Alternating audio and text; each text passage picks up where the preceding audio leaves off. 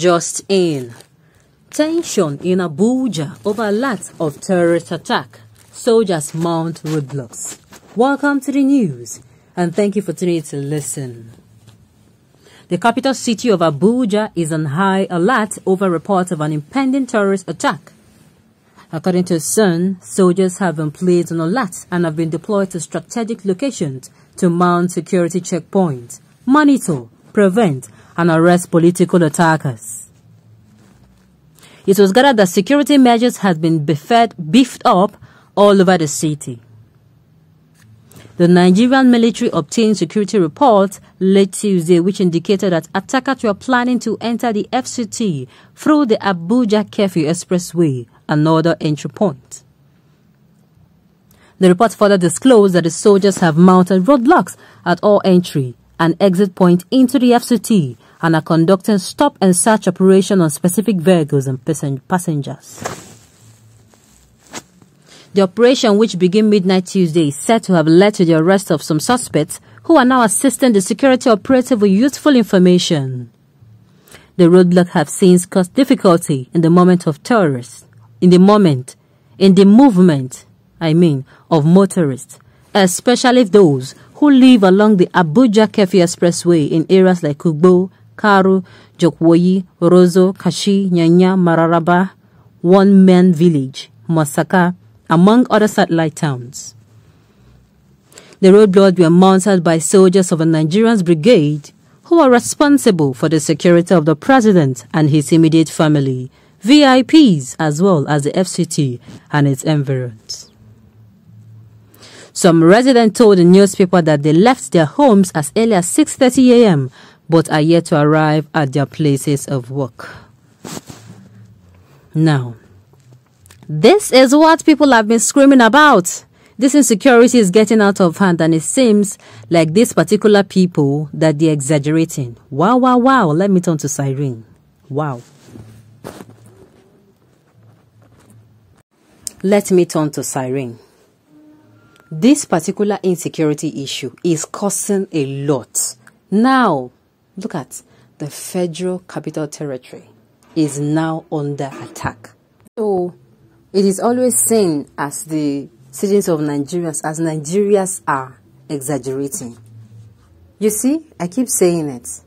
Insecurity is like a wound eating up a wound in your leg, eating up your leg. You can't be fine. And it is only very, very alarming that someone will have a big wound that is eating up your bones. I mean, it is clear that this wound is infected. You are not even doing anything to. You keep every day you press it hot this thing, and you think that is all. You're not going to disinfect it every 2 days to clean it and make sure the wounds heals from the inside out. Instead, you keep doing a surface cleaning. You don't even take drugs, and now you have a cut on your hand, and you keep focusing on the cut on your hand. Tell me.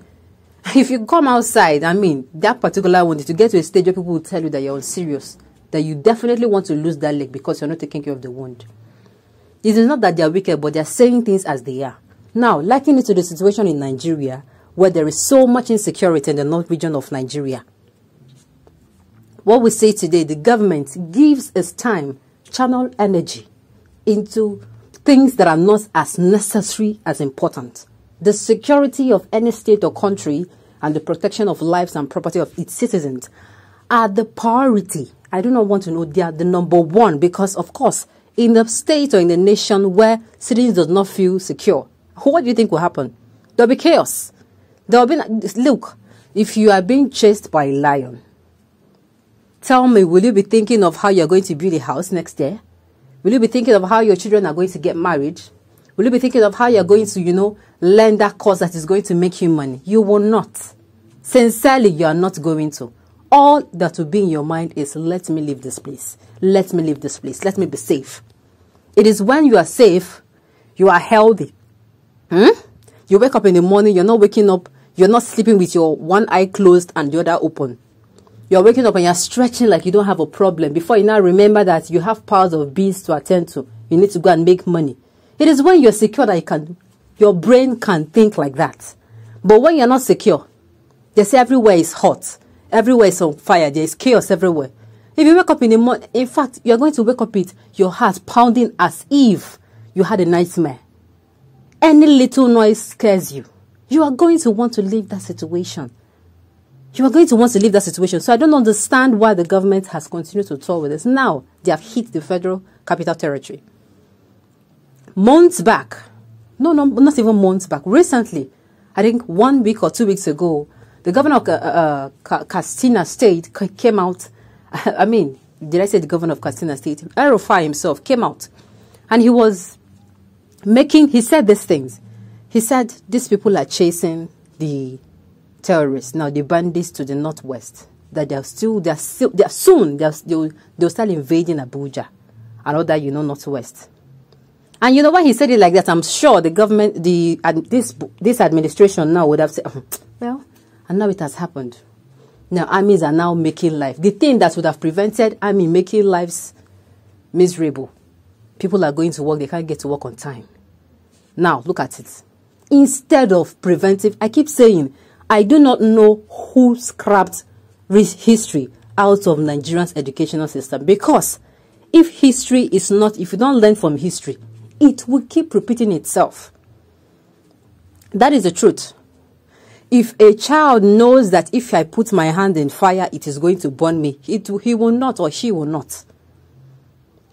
If I know that if I touch knife, it is going to cut me, or razor blade, or hold a sharp object, it will cut me, I will hold it more carefully. That is it. It is not that those bad things will stop occurring, but you are now going to have it in your mind. You'll be proactive about it. That is what this particular administration is supposed to do. They should go back to history. Check. What happened? Okay, this particular route has been taken before. And what happened at the end of the day? Lives were lost. Properties were lost. Nigeria was plunged back. What? Now, the situation is facing us. How do we do it again? How do we have... Okay, they took this route. Let's take this route. Simple. Simple. These people, what do you need to do? The government, once the government decides today that enough is enough, within them, they don't even need to make it open. Within them, they decide, I tell you, you start seeing the signs. Nigerian electorate will start seeing the signs. You start seeing that, yes, these people really mean business. But for now, no. Bandits will come out with threaten residents of a community, even levy them. Imagine, in broad daylight. My own home, my own place. You come into my place and you levy me just because I breathe and I live in that place. Not because of any other crime, that if I do not pay, you are going to come and attack me. While I'm still paying yours, another group will come and say, okay, you are giving these people money. Oh yeah, come, you have money. You have to give us ours. And people keep calling on the federal government. The federal government is only quick to come out and say, oh, we send our condolences. It is time for the government to wake up. This thing has happened, for crying out loud. It's happening in Northern region. How these people know your brothers? How do they know your sisters? Even if you're not related by blood, are we not related by one nation? What is going on? Nigeria needs revival. And fast. Else, Nigeria is going to burn out from the inside out. That is just it. On those notes, we have come to the end of the news. We say thank you for tuning in.